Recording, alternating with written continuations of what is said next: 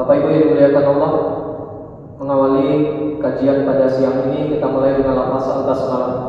Bismillahirrahmanirrahim. Siang ini kita akan bahas keutamaan bulan Sya'ban. Sekarang kita berada di tanggal 2 Sya'ban. Artinya nggak nyampe sebulan lagi sudah bertemu dengan Ramadan. Lalu apa keutamaan bulan Sya'ban yang sekarang kita berada di dalamnya?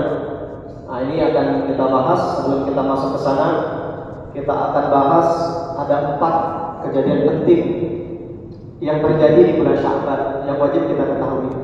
Pertama, kejadian penting dalam sejarah peradaban Islam di bulan Sya'ban adalah pemindahan kiblat dari Baitul Maqdis ke Ka'bah Al-Musyarrafah. Itu terjadi di bulan Sya'ban, di pertengahan Sya'ban di tahun kedua Hijriah. 13 tahun Nabi di kota Mekah, kiblatnya menghadap ke Palestina. Lalu 16 bulan di kota Madinah setelah hijrah, Rasulullah pun masih menghadap ke arah Palestina. Nah, tepat di salat Asar di sebuah masjid namanya Masjid Qiblataini, turunlah Al-Baqarah 144 yang menyuruh Rasulullah dan para sahabat untuk memindahkan arah kiblat mereka dari Palestina ke kota Mekah. Nah, ini kejadian yang pertama yang harus kita ketahui yang terjadi di bulan Sya'ban. Yang kedua, anjuran untuk bersalawat kepada Rasulullah. Ayatnya turunnya di bulan Sya'ban, yaitu surah Al-Ahzab ayat 56. Ayat ini Bapak Ibu biasanya sering dibaca dalam salat Jumat. Innallaha wa malaikatahu yusalluna 'alan nabi ya ayyuhalladzina amanu shallu 'alaihi wa sallimu taslima. Ayat ini turunnya di bulan Sya'ban. Kejadian penting yang kedua. Yang ketiga, turunnya perintah salat, turunnya perintah berpuasa di bulan Ramadan itu juga terjadi di bulan Sya'ban. Ketika turun surah Al-Baqarah ayat 183. Ya ayyuhalladzina amanu kutiba 'alaikumus shiyam kama kutiba 'alal ladzina min qablikum la'allakum tattaqun. Nah, ayat itu turun di bulan Sya'ban di tahun kedua Hijriah. Nah, sebelum turun ayat ini belum ada kewajiban puasa Ramadan. Tapi Nabi dan para sahabat mereka melakukan beberapa puasa-puasa sunnah, seperti puasa Ayyamul Bid 13, 14, 15 setiap bulan Arab, atau puasa Nabi Daud sehari berpuasa dan sehari 3. Yang terakhir, kejadian penting yang keempat yang terjadi di bulan Sya'ban ini adalah pernikahan Nabi dengan 2 istri beliau, yaitu pertama pernikahan Nabi dengan anaknya Umar, Hafsah binti Umar radhiyallahu anhu, itu terjadi di bulan Sya'ban. Yang kedua, pernikahan Nabi dengan istri beliau yang lain namanya Juwairiyah binti Al-Harith, itu terjadi juga di bulan Sya'ban. Inilah 4 peristiwa penting yang terjadi di bulan Sya'ban. Pemindahan kiblat, kemudian yang kedua anjuran bersalawat ke Rasulullah, ayatnya turun di bulan Sya'ban. Yang ketiga, perintah berpuasa Ramadan, Al-Baqarah 183. Dan yang terakhir, pernikahan Nabi dengan 2 istri beliau. Bapak Ibu yang dimuliakan Allah, kemudian berikutnya kita akan bahas ada 6 keutamaan bulan Sya'ban. Keutamaan yang pertama bulan Sya'ban adalah di bulan Sya'ban amal kita disetor ke Allah, tapi sifatnya tahunan. Karena dalam kehidupan ini 4 kali amal kita disetor ke Allah. Yang pertama harian.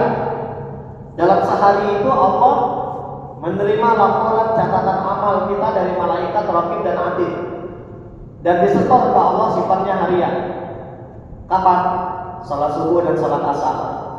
Dalilnya hadis sahih riwayat Bukhari dan Muslim dari Abu Hurairah. Kata Rasulullah, ya ta'aqabuna fikum malaikatun bil lail wa malaikatun bin nahar. Silih berganti kata Nabi di antara kalian malaikat pencatat amal di waktu malam dan malaikat pencatat amal di waktu siang. Di mana mereka berkumpul? Wa yajtami'una fi salatil fajri wa salatil asri, di salat subuh dan salat asar. Malaikat yang mencatat amal kita dari subuh sampai asar nanti ikut sholat di sholat asar. Pun malaikat yang akan mencatat amal kita dari asar sampai besok subuh, mereka pun akan berkumpul di sholat asar. Nanti berkumpul lagi di sholat subuh nanti mereka. Nah ini ya amalan yang disetor harian. Mingguan kapan? Senin Kamis. Saat Rasulullah ditanya kenapa beliau berpuasa Senin dan Kamis, di antara jawaban beliau, tu'radul a'mal yaumal itsnain wal khamis. Amal manusia itu mingguan disetor ke Allah setiap hari Senin dan Kamis. Inilah kenapa Nabi Muhammad SAW berpuasa dan menganjurkan kita untuk berpuasa supaya saat disetor amal kita sedang dalam kondisi berpuasa. Untuk hari Senin, kenapa Nabi berpuasa hari Senin? Karena kata Nabi, "Dzaka yaumun wulidtu fihi," hari saya dilahirkan. Jadi Nabi Muhammad SAW lahirnya hari Senin. Wa yaumun bu'ithu aw unzila alayya fihi, dan hari kata Nabi saya resmi menjadi nabi ketika menerima Al-Alaq 1 sampai 5, kejadiannya juga hari Senin. Yang ketiga, amal kita disetor tahunan. Setahun sekali disetor kepada Allah. Kapan? Di bulan Sya'ban yang sekarang kita berada.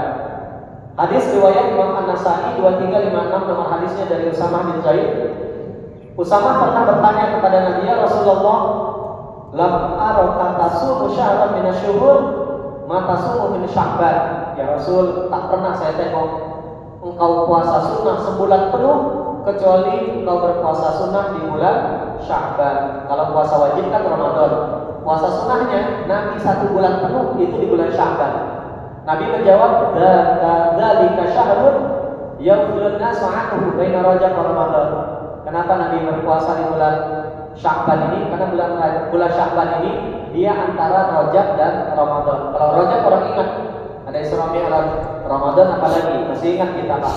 Tapi Sya'ban banyak manusia yang melalaikannya. Yang kedua kata Nabi, wa huwa syahrun turfa'u fihi al-a'mal ila rabbil alamin. Bulan Sya'ban ini bulan disetornya amal kita setahun sekali ke Allah.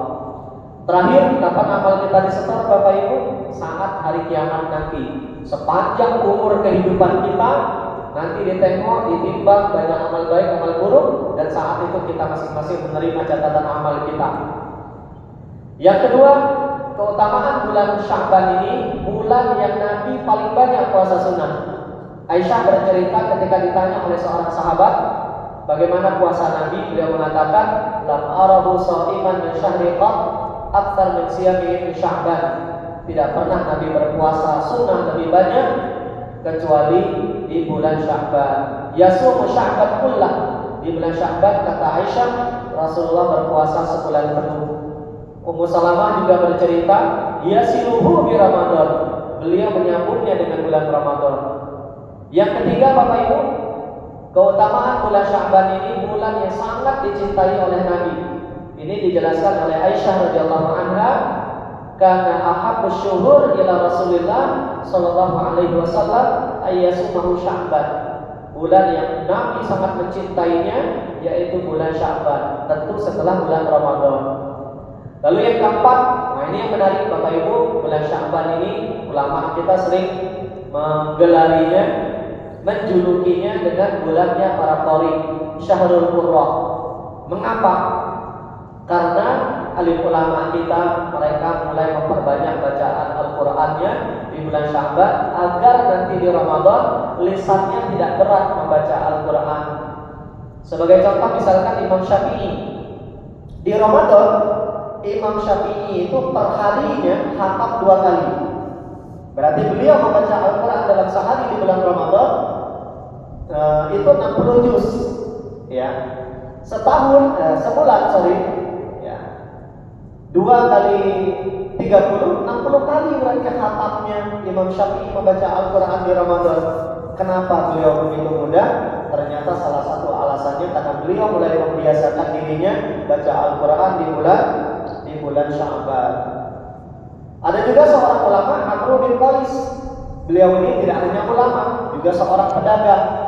Kalau masuk bulan Sya'ban, Amr bin Qais dia menutup tokonya lalu menyibukkan diri dengan bacaan Al-Quran. Bapak Ibu yang dimuliakan Allah, kemudian keutamaan berikutnya bulan Sya'ban. Di bulan Sya'ban ada satu malam yang sangat mulia yang kita menyebutnya dengan malam nisfu Sya'ban. Dalilnya sahihah. Riwayat Imam Al-Albani dalam kitabnya Silsilah As-Shahihah 1144 nomor hadisnya. Qala Rasulullah sallallahu alaihi wasallam, "Yattali Allah tabaraka wa ta'ala ila khalqihi lailatan nisfi min Sya'ban." Di setiap malam nisfu Sya'ban, malam ke-15 di bulan Sya'ban, kata Nabi, Allah Subhanahu wa taala mendatangi setiap makhluknya. Fayaghfiru li jami'i khalqihi.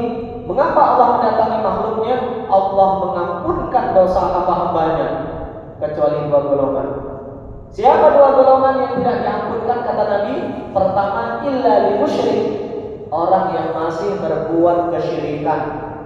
Itu tidak diampunkan oleh Allah di malam nisfu Sya'ban. Yang kedua siapa? Musyahid.